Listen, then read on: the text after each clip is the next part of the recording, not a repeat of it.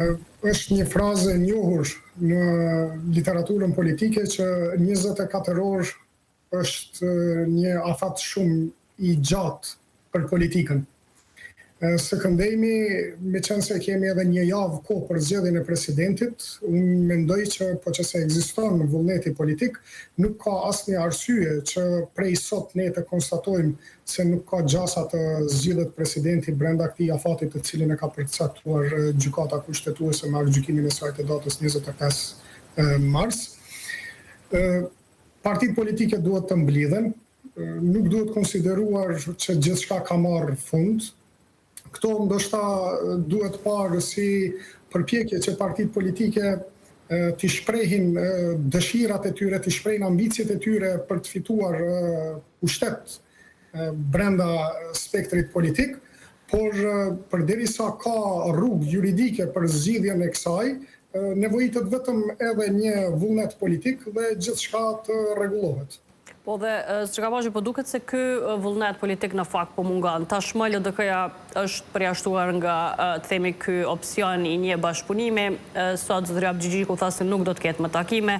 Të njëjtën kohë gjasat minimale janë që edhe PDK të jetë pjesë e këtij bashkëpunimi. Tani në këtë situatë i bie që pas 8 ditësh apo jo do të konsiderohet i shpërndarë sipas vendimit të gjykatës kushtetuese kuvendi. Pra nuk ka të themi kështu nevojë që të as të ketë dekret, as të ketë një seancë në fakt ku tentohet që të zgjidhet ose të ketë ndonjë lloj votimi apo diçka tjetër. Në fakt ushtruesja e detyrës së presidentit vetëm duhet ta bëj konfirmimin zyrtar se është shtruar mundësia edhe nga gjykata kushtetuese t'i bëj thirrje KQZ-s për organizim të zgjedhjeve të cilat duhet të mbahen jo më vonë se 45 ditë pas datës 28 prill. Pra për aq sa ka nevojë KQZ-ja që të organizohet dhe t'i bëj gati zgjedhjet, për aq do të shkojë. Por çështja tani mbetet në atë se vetë zgjedhjet që do të vijnë do të prodhojnë një situatë tjetër politike apo jo. Se në kuptimin juridik, zgjedhjet janë një mekanizëm demokratik dhe askush nuk duhet të friksohet nga zgjedhjet, është diçka që e parasheh kushtetuta, e parasheh edhe legjislacioni. Nuk jemi as vendi i parë në botë dhe as i fundit që mbajmë zgjedhje të shpeshta, hiç më larg se një fqinj jo shumë i largët Bullgaria, tash e sa vite nuk po rahatohet me formim të qeverisë dhe po kanë zgjedhje të shpeshta. Natyrisht kjo ndikon në ndonjë shembull i mirë. Jo, asesi.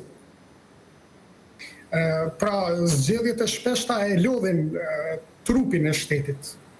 Sepse jo vetëm në kuptimin material që do të kemi shpenzime, mbase ajo është çështja më me pak rëndësi nga e gjithë kjo se çka po ngjet tash 2 muaj në Kosovë, por ne do të kemi një kuvend të shpërndar. Dhe shpërndarja e kuvendit nuk mund të konsiderohet si harriç, ku do të mbesin marrëveshjet ndërkombëtare që duhet të ratifikohen e të cilat mund të kenë beneficione për Kosovën.